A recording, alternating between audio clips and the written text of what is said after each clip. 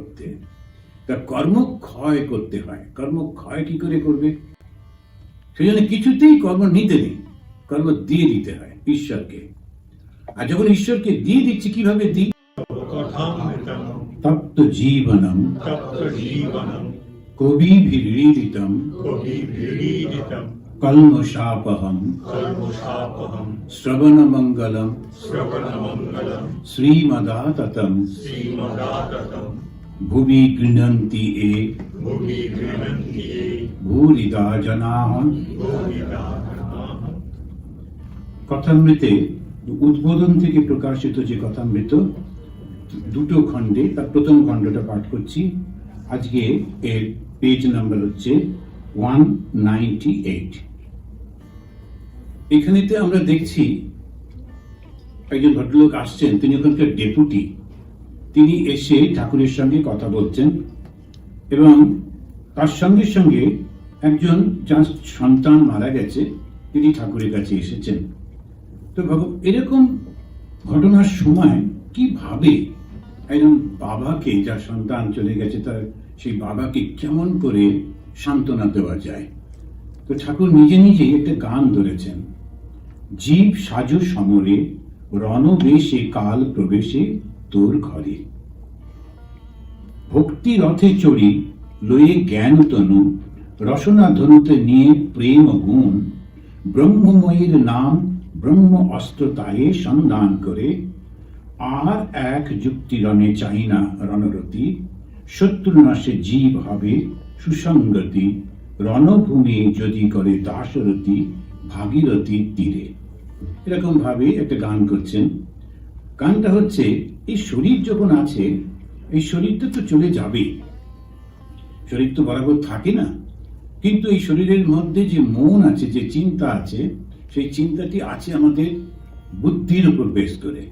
এই বুদ্ধিটাই ওপরে, এই বুদ্ধিটাই হচ্ছে আমাদের জীবাত্মা। কেননা বুদ্ধির উপরে যে চৈতন্য, সেটা প্রতিফলিত হচ্ছে।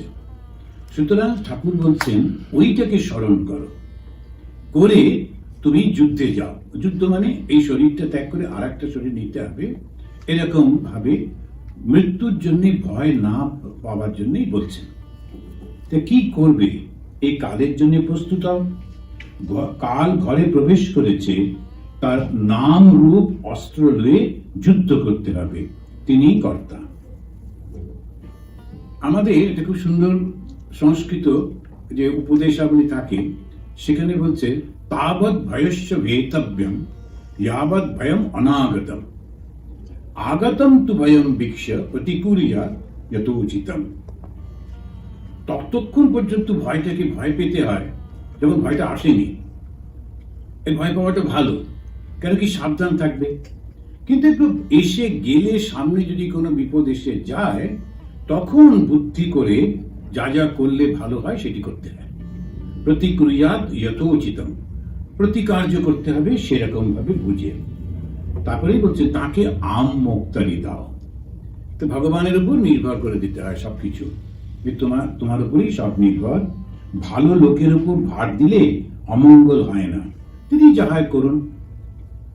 এই যে কথাগুলি বলে আমাদের নিজেদের উপর একটা বিশ্বাস এনে দিচ্ছেন।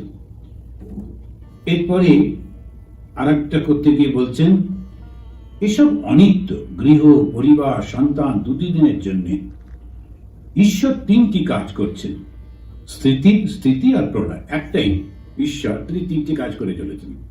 একটা হচ্ছে কি সৃষ্টি, একটা স্থিতি আর প্রলয়। তো তিনি তো করছেন সৃষ্টি, তিনি স্থিতি রেখেছেন, আবার তিনি প্রলয় করছেন। তো মাঝে মাঝে মনে হয় যে একজন একটা ড্রামা তৈরি করছে, সে ড্রামাতে কাউকে একবার দুবার পাঠ দিয়েছে, সে একবার এলো, একটু পাঠ করলো, চলে গেল। ওটা ওই ড্রামাতে ওর মধ্যে রয়েছে, ওই পাঠটা ওইটুকু হলো। আমাদের জীবনেও দেখা যায় অনেক সময় কেউ আসে, খুব অল্প বয়সেই চলে যায়, ড্রামাতে ওইটুকুই তার অভিনয়। আমরা মনে করছি এলো কেন, চলে গেল কেন, এরকম হবে, কিন্তু অভিনয় ওইটুকুই ছিল, সেই জন্য ওইটুকু করেও চলে গেল। তেমনি যিনি সৃষ্টি করেছেন তিনি কিন্তু স্থিতির মধ্যে রেখেছেন, আবার তিনি তাকে তুলে নিচ্ছেন। পুরো প্ল্যানিংটা এমন ভাবে করা হয়েছে, করেন যে যাতে যার যেটুকু কর্তব্য, যা করবার ওইটুকু করেই চলেছে। অনেক সময় মনে হয় এত ভালো মানুষ। সেদিন আমাদের একজন ভদ্রমহিলা ফোন করেছেন, করে বলছেন আপনি কেন বিদেশে চলে গেছেন? আমি কেন, তোমার কি অসুবিধা হলো? তো বলছেন না, আপনার মতো ভালো লোক এখানে থাকলে ভালো হতো। আমি আচ্ছা, আমি যেহেতু ভালো করে তোমার সঙ্গে কথা বলি ওই জন্য আমি তোমার কাছে ভালো লোক, আবার কারোর সঙ্গে কথা বলিনি ওর কাছে খারাপ লোক, তাহলে কি দাঁড়ালো? একই। এবারে যদি আমি আবার ইন্ডিয়া ফিরে যাই, তখন যার সঙ্গে কথা বলিনি বলবো আবার এই লোকটা ফিরে এসেছে। তাহলে দাঁড়াচ্ছেটা কি? যার সঙ্গে আমি ভালো তার মনে হবে আমার কাছে থাকুক, যার কাছে আমি ভালো নই সে বলে দূরে যাক। কিন্তু তা তো হবে না। ওই ড্রামাতে সবকিছু যার যে অভিনয়টা করবার সেটা করতেই হবে, এছাড়া কোনো উপায় নেই। একজন একটু আগে একটা ইন্টারভিউ দেখছিলাম, তো ইন্টারভিউতে একজন বিখ্যাত আর্টিস্ট, তাকে ভগৎ সিং এর পাঠ দেওয়া হয়েছিল, ও করেনি। তো তখন ওর উপরে দোষ দেওয়া হলো যে ভগৎ সিং এর মতো একজন লোকে পাঠ করলো না, কেননা ও দেশদ্রোহী বা হিন্দু নয়, সেই কারণে যে অভিনেতা হিন্দু নয়। তারপরে যখন ওকে জিজ্ঞেস করা হলো আপনি করলেন না কেন, বলছে দেখুন ভগৎ সিং 22-23 বছরের একজন যুবক, ভালো করে ঘুমও পাচ্ছেনি, কিন্তু কি সৌর্য। আমার 45 বছর বয়স, আমি যতই সাজি গুজি কিন্তু ভগৎ সিং এর মতো ওইটা দিতে পারবো না। একটা অল্প বয়সী ছেলে, তার মধ্যে দিয়ে একটা কনফিডেন্স, একটা শক্তি, একটা দেশভক্তি প্রকাশিত হচ্ছে, একটা 45-50 বছরের লোক সেটা কিছুতেই করতে পারবে না। আমি সারা জীবন অভিনয় করছি, আমি এটা জানি, তাই করিনি। এর সঙ্গে হিন্দু মুসলমানের সম্পর্ক নেই। তো অনেক সময় আমরা বুঝতে পারি না ভগবান যে কাকে দিয়ে কি করাচ্ছেন, কেন করাচ্ছেন, কতক্ষণ করাবেন, সব তার উপরে চলে। তাই ঠাকুর বললেন অত কিছু ভাবতে হবে না, আম্মক্তারি দিয়ে দাও। আমার জীবন আমি যে পেয়েছি, আমি যে বেঁচে আছি, সেটাই তো একটা মজা। আমি জানতামই না বাঁচবো কি মরবো, জন্মাবার পর কে আমাকে খাওয়াবে, কে আমাকে দেখবে, কিছু তো জানতাম না, কিন্তু হয়েছে তো, আছি তো। সুতরাং কেউ একজন আছেন যে সমানে, যে যাকে আমার মা করেছেন, তার মনে আমার প্রতি টান দিয়েছেন, তো বাবাকে আমার প্রতি ভালোবাসা দিয়েছেন, তারা আমাকে রক্ষা করেছেন, চলছে তো। তখন তো তুমি জানতে না। সুতরাং এখনো জেনে রাখো কেউ একজন আছেন, যেটা হবার সেটা হবে, ভয় পেও না। সৃষ্টি, স্থিতি আর প্রলয় তিনটি করছেন তিনি। প্রলয়ের সময় সব ধ্বংস হয়ে যাবে, কিছুই থাকবে না, কিন্তু সৃষ্টির বীজগুলো থাকবে। তো এক একটা যুগ আসে, সেই যুগটা শেষ হয়, যুগটা শেষ হবার পর আবার নতুন করে আর একটা যুগ শুরু হয়। যদি জিজ্ঞেস করা হয় প্রথম কবে শুরু হয়েছিল, বলা যাবে না, তার কারণ প্রথম বলে কোনো কিছু নেই। যবে থেকে ঈশ্বর আছেন তবে থেকেই সৃষ্টিও আছে, তবে থেকে ওইগুলোই চলছে। তো ঈশ্বরের সৃষ্টির মধ্যে সবগুলো একসঙ্গে হয়েই চলেছে। তবে এই যে পুরো সৃষ্টিটার মধ্যে যাকে সৃষ্টি করতে দেওয়া হলো, তিনি হলেন ব্রহ্মা। এই ব্রহ্মাই যে বারবার সৃষ্টি করছেন তা না, একটা সৃষ্টি তার হাতে। তিনি ওই সৃষ্টিতে যখন ভগবান তাকে ভাগ দিলেন, তিনি সেটাকে নিয়ে 4 ভাগে ভাগ করলেন, 4টে টুকরো করে। তখন বললেন না, এটা হচ্ছে সত্য যুগ, দ্বাপর যুগ, ত্রেতা যুগ, কলি যুগ, এসব করলেন, করে তোলে ভাগ করলেন, করলেন। আবার যখন নেক্সট কলিযুগের পর ধ্বংস হয়ে আবার সত্য যুগ আসবে, আবার নতুন ব্রহ্মা আসবে, আবার নতুন ইন্দ্র আসবে। এটা যে একই লোক করে যাচ্ছে, এটা খুব অদ্ভুত ভাবে এই জিনিসটা হচ্ছে। সুতরাং অত কিছু না করে যেখান থেকে সৃষ্টি সেখানে যাতে ফিরে যেতে পারি, তাহলে তো আর সমস্যা থাকে না। আজকে সকালবেলায় সানডে যেমন ডিসকোর্স হয়, তো বৃহদারণ্য উপনিষদ, তো ব্রহ্মণ কি, তো সেটাই বলতে গিয়ে ওইটাই হচ্ছে আমাদের ভেতরে যে চৈতন্যটা, সেটাই হচ্ছে ব্রহ্মণ। কিন্তু চৈতন্যটাকে বাদ দিয়ে আমি সবকিছু করে যাচ্ছি, ফলে দুঃখ কষ্ট হচ্ছে। চৈতন্যের উপরে যে ছায়াগুলো পড়েছে, সেইটা ধরবার জন্য আমি প্রাণপণ করছি।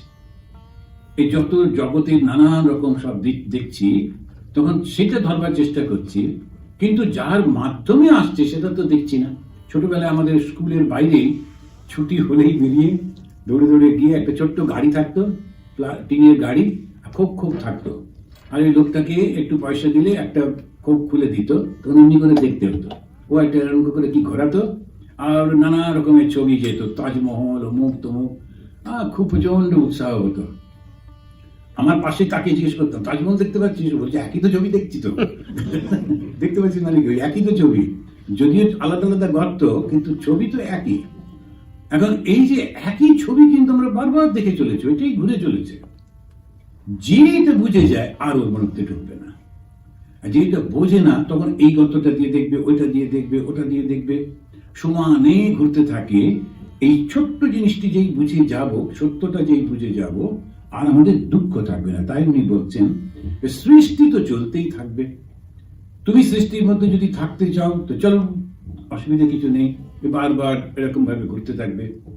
কিন্তু যদি সৃষ্টির বাইরে যেতে চাও তাহলে দুটো জিনিস করতে হবে। এক, ওই সকালবেলাতে যাজ্ঞবল্ক্য বলছিলেন নিজের উপরে বিশ্বাস রাখো, রেখে বাস বলে আর আমি এই মধ্যে জড়াবো না, হয়ে গেল।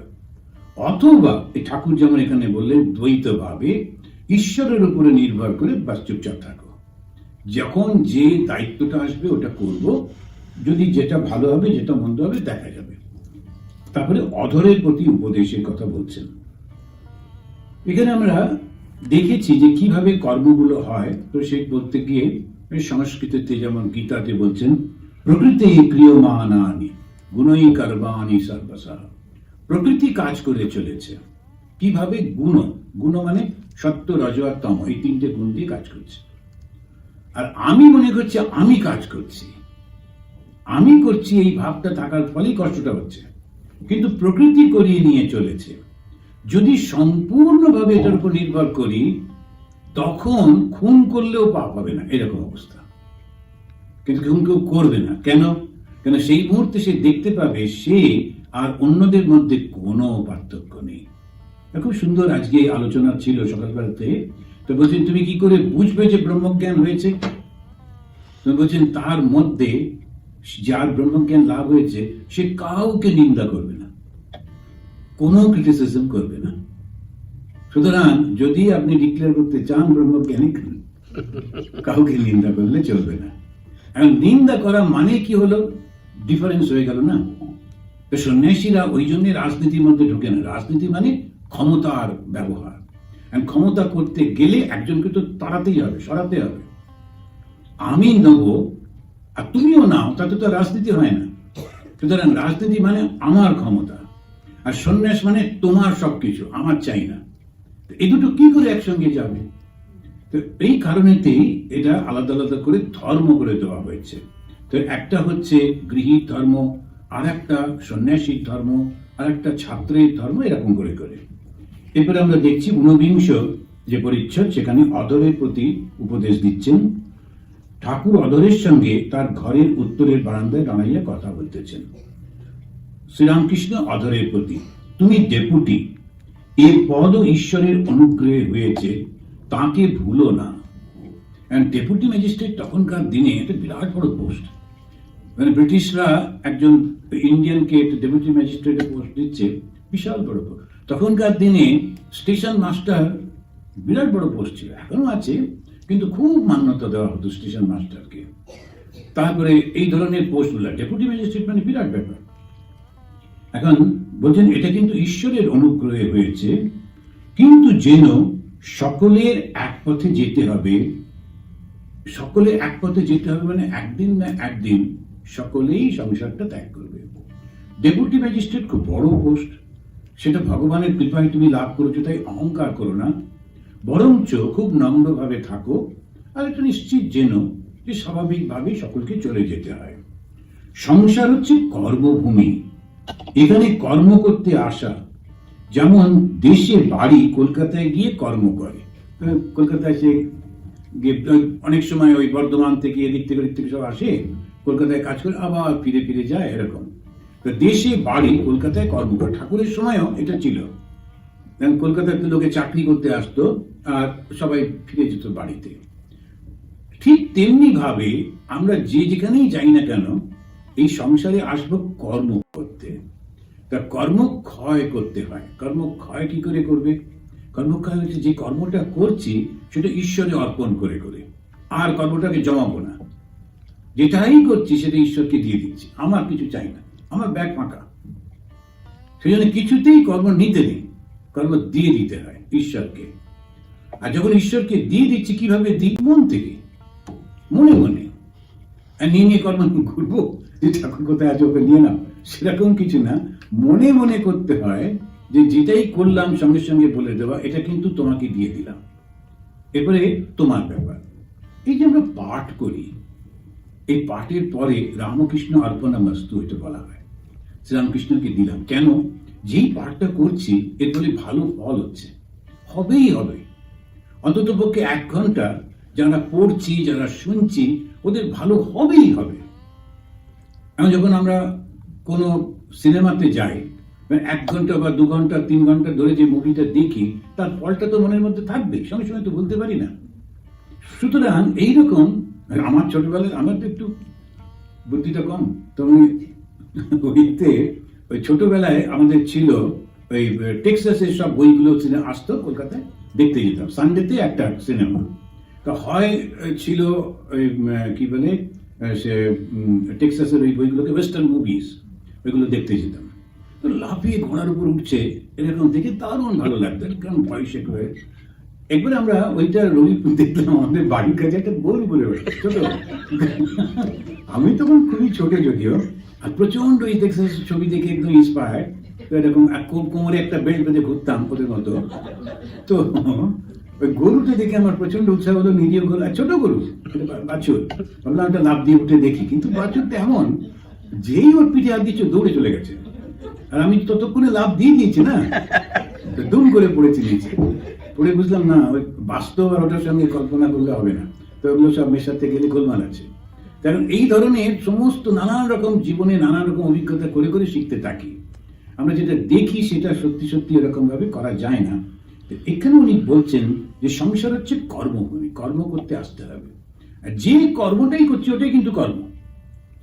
কেউ এমনি অফিসে বসে বসে কাজ করছে, ওটাই তার কর্ম। কেউ সংসারে রান্না বান্না করছে, সংসারটা দেখাচ্ছে, ওটাই তার কর্ম। কেউ সুন্দর করে কিছু শাস্ত্র পাঠ করছে, শাস্ত্র ব্যাখ্যা করছে, ওটাই তার কর্ম। বিভিন্ন রকমের কর্ম আমরা কিন্তু করেই চলেছি। আর সেই কর্মটা করবার পর মনে মনে ঈশ্বরকে দিয়ে দিতে হয়।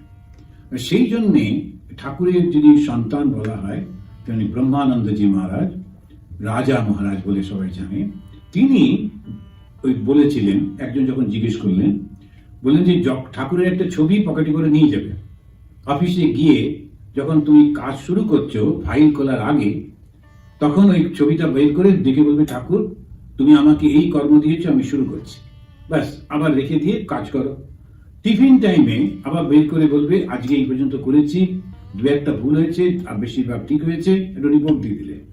আবার যদি শেষ হয়ে গেল, ছবি বের করে বলবে, আজকে এই পর্যন্ত তুমি গ্রহণ করো, তাতেই হবে। এত সোজা করে বলছে। তো কর্মটা যে আমরা ঈশ্বরকে অর্পণ করবো, তো কর্মভূমিতে এসে কর্ম যেটা করছি, সেই কর্মটা যদি নিজে না নিই, তাহলে কি হবে?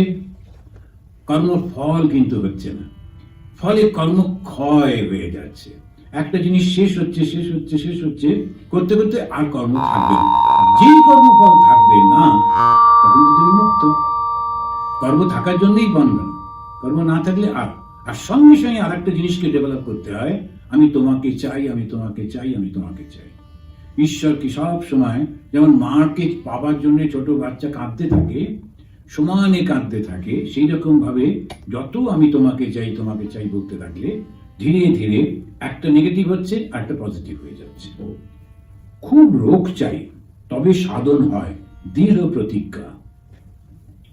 কিছু কর্ম করার দরকার, সাধন, তাড়াতাড়ি কর্মগুলি শেষ করে নিতে হয়।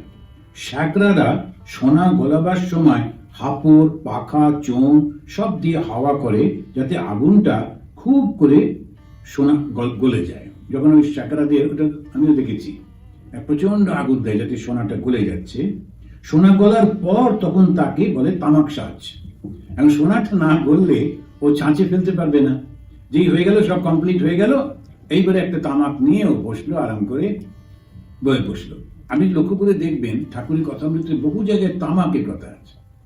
কেননা তখনকার দিনে বাঙালি সমাজে বিশেষ করে, এবং সমস্ত ভারতীয় সমাজে, বাংলায় এটা প্রচলন ছিল, আসুন বসুন তামাক খান। আসুন বসুন তামাক খান, এই জন্যে স্বামী বিবেকানন্দ দেখবেন ওই সিগারেটের কথা আছে। এখনকার অনেকেই খুব চিৎকার করে, হ্যাঁ কেন সন্ন্যাসী সিগারেট খাবে, ইত্যাদি ইত্যাদি। কিন্তু ওই আসন বসুন তামাক খান বলে ওরা ওরকম ভাবে তখনকার দিনে বেশি ছিল। চায়ের উল্লেখ চেনে আমাদের এখানে যারা আছে, এখনকার দিনে হলে ঠাকুর বলতেন এসো নাও চা নিয়ে এসো। তো আমাদের একজন মহারাজ ছিলেন স্বামী গোকুলানন্দজি, ভীষণ চা খেতে ভালোবাসতেন। তো একটা কিছু ডিকটেশন দিলেন, একটা কোনো কিছু কাজ হয়ে গেলেই উনি বলতেন ব্যাস চা দাও। ওই রকম আর কি, চা দাও মানে একটা কাজ কমপ্লিট হয়ে গেছে, রিল্যাক্সেশন আসছে। তো আমি যে কাজটা করছি সেই কাজটা যেই শেষ হয়ে যাচ্ছে আমি রিল্যাক্স হচ্ছি। তো ভগবানকে সমস্ত কিছু অর্পণ করে দিয়ে এটা করতে হয়, একটা রোগ করে দৃঢ়ভাবে এটা করতে হয়। তার নাম বীজের খুব শক্তি, এটা খুব সুন্দর একটা উদাহরণ দিচ্ছেন। একটা ছোট্ট নাম করেই চলেছি, জানি না ওটা কি ফল হচ্ছে কি হচ্ছে না। একজন আমেরিকান, সে দীক্ষা নিয়েছে, কয়েকদিন আগে বলছিল, you have given me this name, I am also going on repeating, do you think it is active? আমি বললাম চুপ করে থাকো আর ওটা করতেই থাকো। এখন তুমি যেমন নামটা বলেছি, আমি জিজ্ঞেস করলাম কোনটা বলছো, ঠিকই বলছো, এটা বলতেই থাকো বলতেই থাকো বলতেই থাকো, একদম থামবে না। অ্যাকশনটা দেখতে পাবে একদম শেষ দিনে, তখন দেখবে দারুণ একটা জিনিস ঘটছে, মৃত্যু ভয় একেবারে থাকবে না। তো এই দীক্ষার যে ফলটা কি হয়, ওই এখন একদম মৃত্যু ভয় থাকে না, কেননা বিশ্বাসের সঙ্গে যখন করে যাচ্ছি। আর শ্রী শ্রী মা বলছেন ঠাকুর তাকে নিতে আসবেনই আসবেন। এখন ওই যে ভয়টা থাকে না, সেই জন্য বলছেন ওই নাম বীজের খুব শক্তি।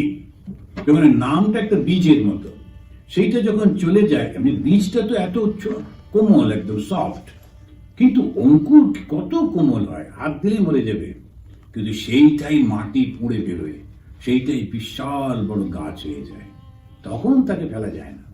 তো তেমনি ভাবে ওই যে নামের বীজটা দিচ্ছি আর ধীরে ধীরে ধীরে ধীরে জপ করেই চলেছি, ওইটাই ধীরে ধীরে একটা বিশাল আকার ধারণ করে, মহিরূহ হয়ে যায়, তখন আর তাকে ফেলা যায় না। সেটি করতে হয়। কাম কাঞ্চনের ভিতর মন বড় টেনে লয়, সাবধানে থাকতে হয়। কাম আর কাঞ্চনা, আজকেই আবার সেই সকালবেলা আলোচনা, সেখানে বলছে আমি ব্রহ্মজ্ঞান লাভ করব কি করে, যখন কোন রকম কামনা থাকবে না। কোন কামনা যদি থাকে তাহলে ব্রহ্মজ্ঞান লাভ করা যায় না।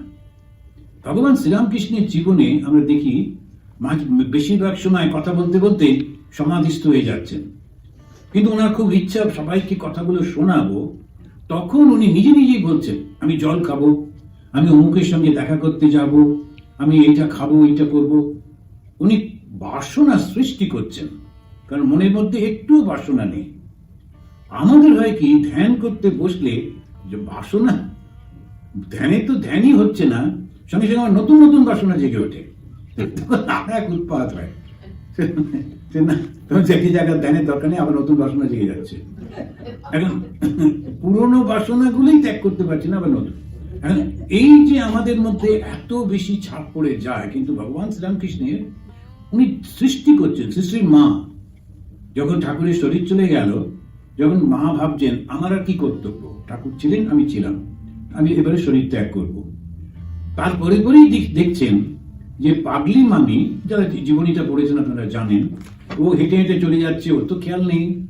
আর ওই ছোট্ট বাচ্চা মেয়েটা রাধি, ও হামাগুড়ি দিয়ে দিয়ে কাঁদতে কাঁদতে মার পেছন পেছন যাচ্ছে, মা তো পাগল, তো খেয়াল নেই, চলে যাচ্ছে। ওই রকম একটা হৃদয় বিদরক দৃশ্য দেখে শ্রী শ্রী মা বারান্দায় বসেছিলেন, উনি ছুটে গিয়ে ওই বাচ্চাটাকে কোলে তুলে নিলেন। যেই কোলে তুলে নিলেন, অমনি ঠাকুর আবির্ভূত হয়ে বললেন একে আশ্রয় করে মনটাকে রাখো। আর এই হচ্ছে সেই মায়া, যোগ মায়া, একে আশ্রয় করে। এবার ওই মেয়েটিকে খাওয়াতে হবে, ওই মেয়েটিকে দেখতে হবে, ওকে বড় করতে হবে, ওর পড়াশোনা, ওর বিয়ে দেওয়া, এটা নিয়ে মা থাকতে লাগলেন। তা না হলে মনটা ছেড়ে চলে যেত, শরীরটা পড়ে থাকতো। ঠাকুর ওইটা দিয়ে ওকে বাঁধলেন, কেননা থাকার দরকার। এরপরে যখন শেষ সময়, যখন উনি ঠিক করে নিয়েছেন শরীর ত্যাগ করবেন, সেই সময় মা আবার, ও আর একটি বাচ্চা ছিল, তাকে ন্যাড়া বলতো, ছোট্ট গোলগাল দেখতে একটি ছোট, মা খুব ভালো স্নেহ করতেন, ওকে পাঠিয়ে দিয়েছেন শারদানন্দজি। কেননা মা কারোর সঙ্গে কথা বলছেন না, ঠিক খাচ্ছেন না, তখন কি করে ওনাকে মনটা রাখা যায়, ওই বাচ্চাটিকে সামনে পাঠিয়ে দিয়েছেন। মা ওকে দেখে বুঝেছেন, বাঁ হাত দিয়ে বাচ্চাটিকে সরিয়ে দিয়ে বলছেন, শরৎকে বলো আর হবে না, মন তুলে নিয়েছি। এখন এই মন তুলে নেওয়া আর মনটাকে বেঁধে রাখা, এটা ওদের নিজের ক্ষমতার মধ্যে ছিল, আমাদের নেই। সেই জন্যে প্রাণপণে ওইটি চেষ্টা করা, সবাইকে ভালোবাসবো, যা যা কর্তব্য করব, কিন্তু বাধা পড়ব না। কেন? আগের জন্মে কার সঙ্গে ছিলাম কি জানে, আবার এই জন্মের পরে নেক্সট জন্মে আবার কাদের সঙ্গে থাকবো তারও কোনো ঠিক নেই। এই সকালে ওই ঘটনাটা মনে পড়লো, বললাম যে কয়েকজন সাহেব তারা গিয়ে দক্ষিণ ভারতে, মা যে গেছিলেন রামেশ্বরমে, ওইখানে গিয়ে কয়েকজন সাহেব ওই মন্দির দেখছে আর খুব প্রশংসা করছে। তখন মা ওদেরকে দেখে নিজেই বলছেন যে এরাই মন্দিরটা তৈরি করেছিল আগের জীবনে, এখন আবার বিদেশ থেকে এসে এটা কি প্রশংসা করছে। এখন আগে ওরা ইন্ডিয়ান ছিল, সেই সময় মন্দির তৈরি করেছিল, এইবারে গেছে বিদেশে জন্ম নিয়েছে, এবারে ব্যাগ ট্যাগ নিয়ে গিয়ে ওই দেশে গিয়ে ঘুরছে আর ওটা প্রশংসা করছে। ওরা তো জানে না। আমরাও খুব খুশি, বাবা বিদেশ থেকে এসে প্রশংসা, ওই বানিয়েছিল। এখন যদি আমরা কি ওটা জানতে পারি, তাহলে কি অদ্ভুত ব্যাপার। এখন এই যেরকম আমরা এখন লাফাচ্ছি, ইন্ডিয়া পাকিস্তানের যখন খেলা হয় তখন ভুল করে পাকিস্তানের যদি ফ্ল্যাগ তুলেছেন আর বাড়ি ফিরতে হবে না, সেজন্য খুব সাবধানে গিয়ে বসতে হয়। আর ওই যে খেলা যখন হয়, আগে কলকাতাতে হতো ইস্ট বেঙ্গল মোহনবাগান, এখন ইস্ট বেঙ্গলের সাপোর্টার বুঝতে না পেরে মোহনবাগানের দলে গিয়ে বসেছে, প্রায় দেখা যেত ওর গায়ে জামা টামা নেই, ও তো বুঝতে পারেনি ইস্ট বেঙ্গল থেকে চেঁচিয়েছে, আর পাশে যারা বসে সব তো মোহনবাগানে, ওরা ওকে মারধর দিয়ে জামা টামা ছেড়ে পালিয়ে। এখন সেজন্য বুঝে নিতে হবে আমি কোন দলে যাব। আবার পরের জন্য ওই তো আবার গিয়ে মোহনবাগান হলো, আর মোহনবাগান থেকে ইস্ট বেঙ্গল, তো হয়েই চলেছে। আমরা যখন বলি যে এইটা আমার দেশ, সেটা ওই জন্মটা, পরের জন্মে আবার তুমি, আর বিশেষ করে আর একটা শত্রু দেশে সমান চিন্তা করে চলেছ, জন্মটা ওখানেই হবে। কেননা খুব বিপদ, আমরা জানি না বলে এগুলো হতেই থাকে। এইটাতেই ঠাকুর বলছেন যে তার নামের ওই বীজটা, সেটাকে রাখো, আর কাম কাঞ্চনে মন দিও না, সাবধানে থাকতে হয়।